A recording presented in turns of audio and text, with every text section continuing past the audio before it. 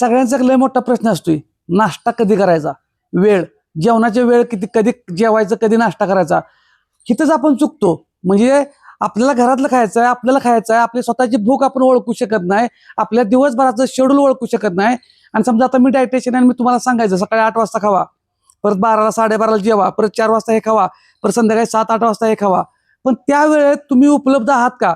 आता उदाहरणार्थ आता आमचं बरोबर 10 वाजले, आता आम्ही घरी जाऊन काहीतरी नाश्ता किंवा जेवण यापैकी एक होणार. आम्ही सकाळी 4ला उठलोय, 4ला उठलो, 5ला येऊन जिम उघडलं, जिमचं आमचं वर्क चालू झालं, म्हणजे जिम मधलं काम चालू झालं. आम्ही मोकळं होतो आता 9:30-10ला. मग आत्ता जाऊन आम्ही खायला पाहिजे. पण काही जण सकाळी 7ला घरातून बाहेर पडणार आहेत.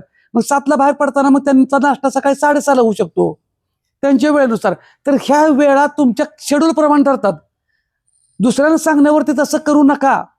हे पण साधं साधं गणित आहे. मग पुढे पुढे पुढे आपल्याला कळेल की आपल्याला दिवसभर काय वापरायचं, कसं वापरायचं आहे.